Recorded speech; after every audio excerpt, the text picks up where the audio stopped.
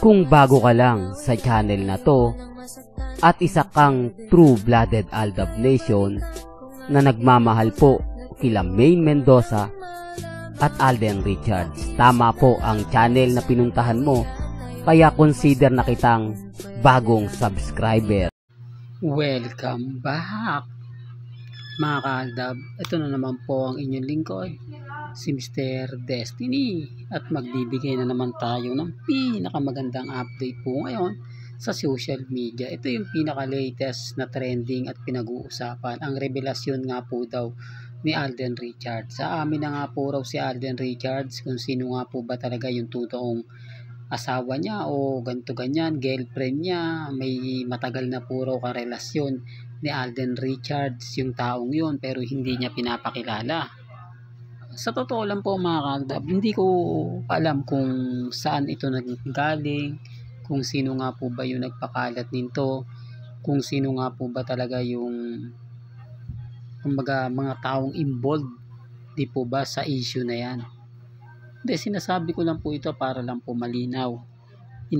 Kumbaga binibigyan ko lang po kayo ng update. Di po ba marami kasi nagtatanong sa atin, marami nagko-komento, Mr. Destiny, napanood mo na ba yung video na kumakalat ngayon?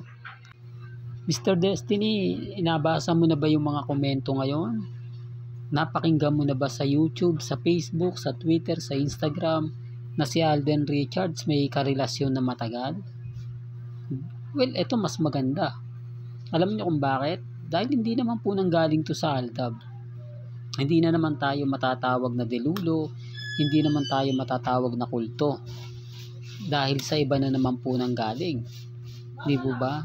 Parang inaamin na nga po nila na may mga bagay-bagay po na mahirap nga po talagang ipaliwanag. May mga bagay-bagay po na relax lang po kayo, maging kampante. Di po ba? Kasi gaya na sinasabi ko mga ka-Aldab, napakarami ngayong update, napakarami ngayong ganap na talagang pinag-uusapan at pinagpepiestahan. Ako nga po masayang-masaya ako sa mga nabalitaan ko. Bakit, Mr. Destiny? Kasi ito na nga po yung sinasabi kong simula. Nung una, si Alden nagpakita sa birthday ni Maine. Tapos ngayon sa isang binyagan na dinaluhan ni Alden Richards, talagang kapansin-pansin nyo na doon po nang galing yung issue na may karelasyon talaga si Alden Richards. At sino nga po ba yung karelasyon niya? Di po ba? Sino ang karelasyon ni Alden Richards at sino nga po ba yung i-reveal niya? Yan yung aantayin natin. Ito yung hindi, real talk to mga ka-Aldab. Sinasabi ko lang po ito sa mga bitter po sa atin, sa mga nagre-react ngayon, kasi ang guilty ngayon dito yung cut din eh. Dahil dun po mismo sa mga vlogger ng cut din, doon ito nagsimula. Hindi ko alam kung bakit po naging trending, hindi ko alam kung bakit mas pinag-uusapan to ngayon, pero dahil nga po sa mga issue, hindi ko alam kung totoo nga po ba o hindi, pero pansinin nyo na masaya po ako. Pansinin nyo na ito na po yung hinihintay ng fandom. Malay nyo, hindi po ba? Sunod-sunod na to, wala nang makakapigil na pa, wala nang makakaawat. Kasi kahit saan natin tignan, kahit saang anggulo nyo po silipin, mararamdaman at mararamdaman nyo yung pagkakaiba. Mararamdaman nyo na talagang panalong-panalo ang fandom ng Aldab. Panalong-panalo yung mga bagay-bagay po na iisipin o kahit saan po nila isipin, kahit anong gawin po nila, wala eh. Andun na yung point na tayo na yung lamang dito.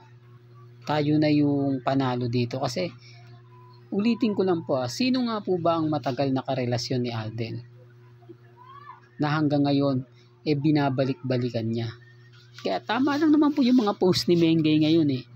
Tama naman po yung mga update na talagang pinapakita at pinararamdam. Medyo simple lang pero ramdam mo o ramdam nyo yung presensya.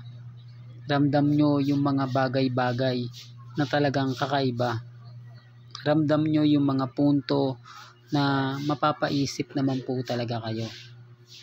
Ako masaya po ako mga ka-Aldab. Lagi ko naman sinasabi sa inyo, maging relax lang, maging kampante lang sa dami ng mga nangyayari ngayon sa dami ng mga napapalabas, pinapakita, maging kampante lang, maging relax lang.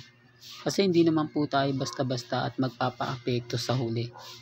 Kung ano po yung nakita ninyo, kung ano po yung nabasa ninyo, napakinggan, napanood, wala pong problema yon. Dahil hindi po nagpapaapekto tayo. At panalo po tayo sa labanang ito dahil hindi po sa atin nagsimula. Kaya nga po sabi ko sa inyo, ito na po yung simula ng pagbubulgar. Sino kaya yung babaeng tinutukoy nila? Di po ba? Pero hindi pa po tayo 101% mga kaaldab na sure kung ito nga po ba ay totoo, kung ito nga po ba ay legit. Di po ba? Kasi hindi nga po talaga to, hindi ko man lang to nakuha sa mga nagbibigay sa atin ng update, sa mga nagbibigay ng mga post.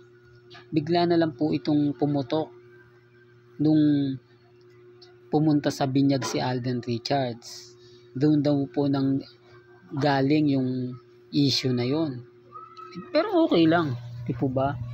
Okay lang po yun, kahit saan po siya galing, basta 101% nabibigyan ko po sa inyo. Kaya nga sabi ko sa inyo, bago po kayo maniwala, puntaan nyo po muna yung channel ni Mr. Destiny kasi dito natin pag-uusapan, gaya nga ng sinasabi ko, hindi po ako sure, wala pong kasiguraduhan na legit siya, di po ba? Dahil hindi nga naman po nanggaling to sa mga malalapit kay Alden, basta pumutok na lang to sa mga kaibigan po niya. Siguro ito yung time na gusto na rin pong umamin ni Alden at dinadaan na lang po sa mga kaibigan niya, na dinadaan na lang po sa mga taong nakapaligid sa kanya. Di po ba? Hindi po imposible yun kasi kumbaga hindi po pwede talaga manggaling kay Alden. Malay nyo itong revelasyon niya, anak po pala ang pinupunto niya rito. Anak pala ang ipapakilala ni Alden Richards. Di po ba? Hindi girlfriend. O, hindi asawa. Pero may ulitin ko lang po, ako may kanya-kanya tayong opinion. May kanya-kanya tayong pananaw. Hindi ako basta-basta nagpapa-apekto sa bagay na ganyan. Hintayin nyo na lang po yung panibagong update natin kasi imbestigahan natin yan kung sino nga po ba yung taong nagpakalat niyan.